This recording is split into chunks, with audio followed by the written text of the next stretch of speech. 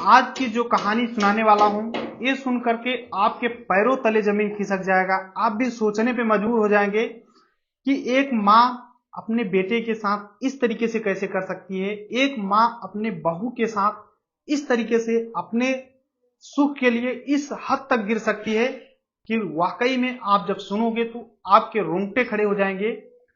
ये कहानी वाकई में दिल दहलाने वाली है। नमस्कार दोस्तों, मैं विजय शंकर पाल। इस वीडियो को लाइक करना, चैनल सब्सक्राइब करना, वीडियो पूरा देखना, उसके बाद आप लोग अपनी राय जरूर देना कि इस वीडियो में आपको क्या सही लगा और क्या गलत लगा, जरूर बताना। इंस्टाग्राम पे हमें फॉलो करना, लिंक डिस्क्रिप्शन में मिल जाएगा। आज की जो सच्ची घटना सुनाने जा रहा हूं यह है मध्य प्रदेश का भोपाल, एक शहर लगता है। यहीं पर एक इलाका है जिसका नाम नहीं ले सकता हूं क्योंकि थोड़ा गाइडलाइन है। यहीं पर एक व्यक्ति होता है जिसका नाम सुरेश होता है। इसकी नई नई शादी हुई थी, इसकी पत्नी घर पे आई थी जिसका नाम मोनिका होता है। अब पति पत्नी दोनों साथ में रह रहे थे। इसके पिता इस दुनिया से कई साल पहले ही छोड़ करके चले गए हैं। इसकी माँ घर पे रहती है जिसका नाम प्रीति होता है। अब घर में सिर्फ 3 सदस्य थे, बेटा और माँ और पत्नी, यानी 3 सदस्य हैं।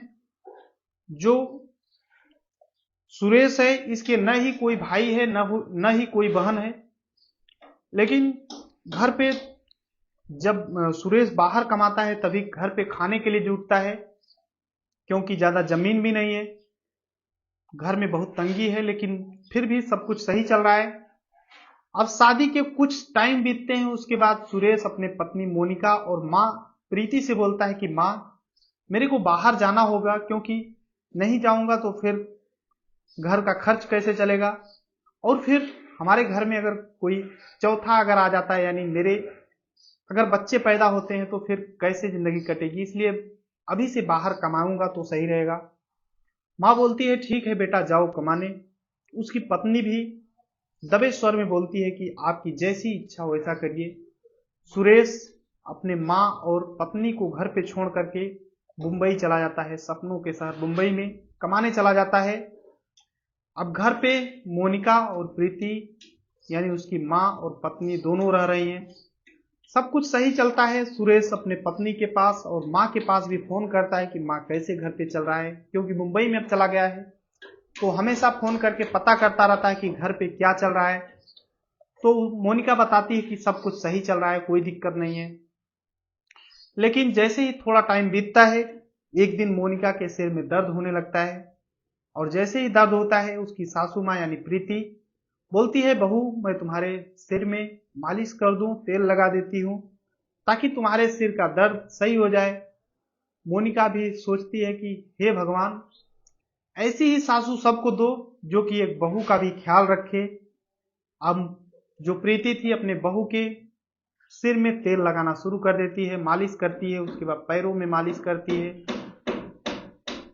अब घंटों तक मालिश करती रहती है। उसके बाद मोनिका की कब नींद लग जाती है उसे पता ही नहीं।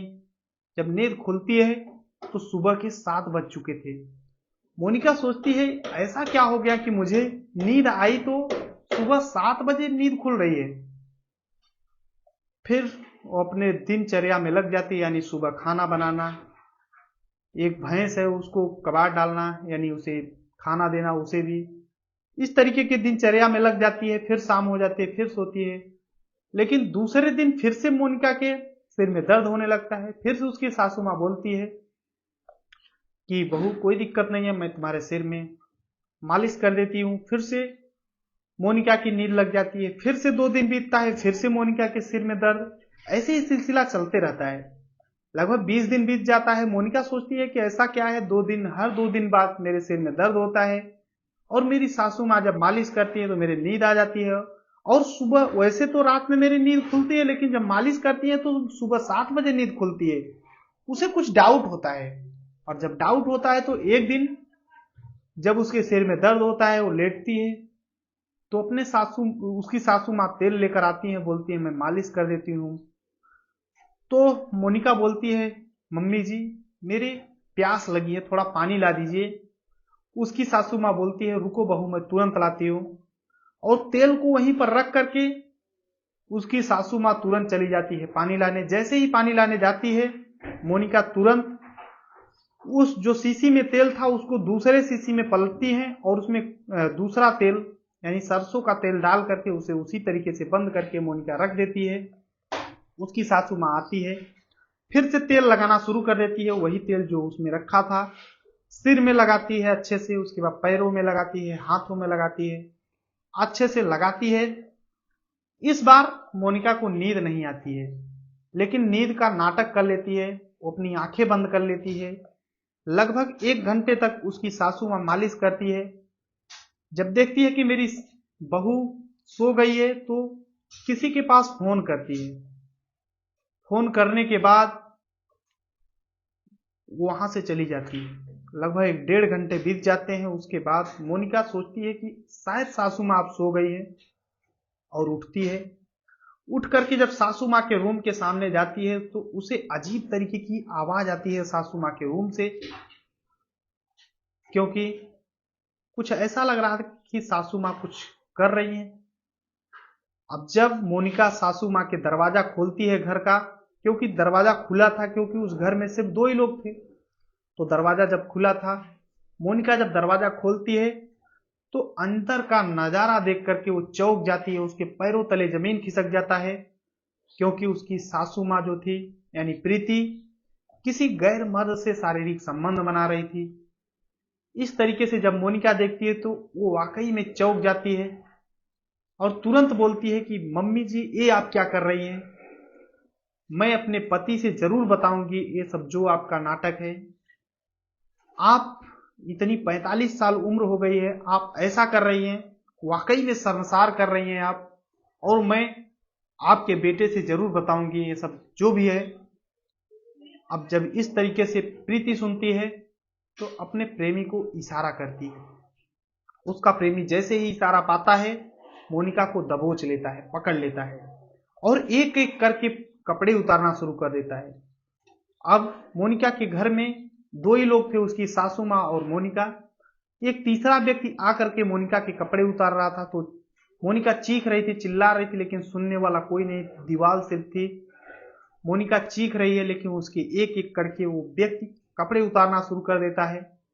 उसके बाद रेप जैसी घटना को अंजाम देता है, यानी मोनिका के साथ भी रेप किया जाता है।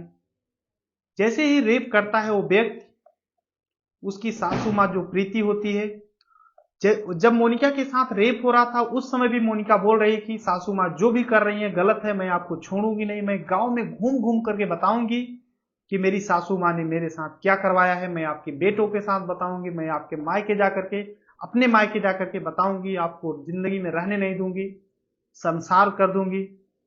जब प्रीति इस तरीके सुनती है तो गुस्से से लाल हो जाती है उसकी सासू माँ और जाती है, एक चक्कू लाती है और अपने बहू के सीने पर बैठ जाती है और एक एक करके चक्कू मारना शुरू कर देती है। अब प्रीति के लहूलुहान हो जाती है जो उसकी बहू थी और कुछ ही देर में उसके प्राण इस दुनिया से छोड़ देते हैं, यानी उसका डेथ हो जाता है। अब मोनिका की डेथ बॉडी को एक बोरी में भरते हैं दोनों लोग, यानी जो प्रीति थी और इसका प्रेमी। एक बोरी में भरने के बाद गांव के बाहर एक नाला होता है, वहां पे फेंक देते हैं। जैसे ही फेंक कर आते हैं, सुबह होता है, उसका प्रेमी चला जाता है। प्रीति गांव में कुछ लोगों के पास जाती है और बोलती है मेरी बहू दिखी है क्या यहाँ पे, अब नाटक कर रही है। और काफी लोगों से बोलती है, सभी बोलते हैं नहीं हमें तो नहीं दिखी। दोपहर तक काफी लोगों से पूछती है मेरी बहू दिखी क्या यहाँ पर, सभी बोलते हैं नहीं मेरे को नहीं दिखी है। उसके बाद दोपहर में पुलिस थाने पर जाती है और वहां पे गुमशुदगी का एक कंप्लेन दर्ज कराती है, बोलती है मेरी बहू शाम से ही गायब है, रात में तो खा पी कर सोई थी लेकिन सुबह से गायब हो गई है। अब प्रीति के तहरीर पर पुलिस आ जाती है, गांव वालों से पूछताछ करती है, रिश्तेदारी में पूछताछ करती है, सभी जगह पे तलाश करती है, लेकिन कुछ भी पुलिस के हाथ नहीं लगता है। लेकिन गांव का एक व्यक्ति उस नाले के पास जब जाता है जहां पे उसकी लाश फेंकी थी तो उसे बदबू जैसा आता है और पुलिस के पास फोन करता है। पुलिस मौके पर पहुंचती है और पुलिस को लगता है कि कोई बोरी है और वहां से महक आ रहा है, लगता है कोई जानवर होगा उसमें बोरी में या फिर कोई है। पुलिस जब उस बोरी को बाहर निकलवाती है और देखती है तो उसमें लाश थी। अब गांव के बाहर ही था तो काफी लोग, कुछ औरतें थी जो पहचान लेती हैं, बताती हैं ये तो प्रीति की बहू है मोनिका। अब प्रीति को बुलाया जाता है। प्रीति जैसे ही आती है अपने बहू को देख करके पीट पीट करके रोना शुरू कर देती है कि ये क्या हो गया, मेरे बहू को लगता है किसी ने मार दिया है, कैसे मारा है। यानी नाटक जो था वो फुल स्टार्ट था। अब पुलिस पूरी तरह से जांच पड़ताल में लग जाती है कि आखिर इसको मारा किसने, और अपने जो पुलिस के जो बताने वाले भेदिए होते हैं उनको भी लगा देती है पुलिस। तभी गांव का एक व्यक्ति पुलिस को बताता है कि साहब, जो प्रीति है गांव के ही एक व्यक्ति से इसका अफेयर चल रहा है। गांव का एक व्यक्ति है जिसका नाम महेंद्र है।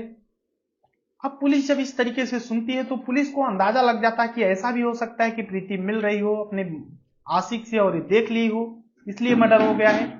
अब प्रीति को पुलिस उठा लेती है और इससे पूछताछ अपने पुलिसिया अंदाज में शुरू कर देती है।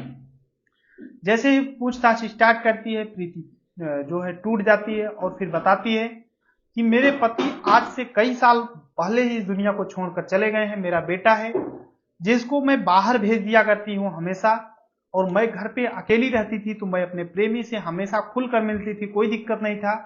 लेकिन इसी साल मेरे बेटे की शादी हो गई, और जब शादी हो गई तो मेरी बहू घर पे आ गई। अब मुझे मिलने में प्रॉब्लम हो रही थी, तो मैं अपने बहू को हर दूसरे दिन उसके खाने में कुछ ऐसी दवा दे देती हूँ जिससे उसके सिर में दर्द होने लगे। फिर मैं मालिश करते समय एक सोने वाली जो दवा होती है तेल में मिला देती है और लगाती हूँ। जब तेल मालिश करती हूँ तो उसी समय उसको नींद आ जाती है। उसके बाद मैं अपने प्रेमी को उसको बुला करके मिलती थी। लेकिन एक दिन मेरी बहू जग जाती है पता नहीं कैसे और देख लेती है। जब इस तरीके से प्रीति बताती है तो प्रीति की ही तहरीर पर प्रीति को पुलिस हिरासत में ले लेती है, वो गिरफ्तार कर लेती है। उसका बेटा भी ये समाचार पाता है तो वाकई में चौंक जाता है कि मेरी माँ जो मुझे पाल पोस करके इतना बड़ा की, आज मेरे साथ इस हद तक कैसे गिर सकती है। आज प्रीति जेल के सलाखों के पीछे है। लेकिन आप पूरी घटना में क्या कहना चाहोगे? आप लोग कमेंट जरूर करना, आपके कमेंट का इंतजार रहेगा। बाकी ये पूरी घटना सुनाने का उद्देश्य किसी को परेशान करना है, दुख पहुंचाना नहीं, बल्कि आप सभी को जागरूक करना है। जहां भी रहें आप अपने और अपनों का ख्याल रखें। बाकी इस वीडियो को लाइक करना, चैनल सब्सक्राइब करना। मिलते हैं इस वीडियो में, तब तक के लिए जय हिंद, वंदे मातरम।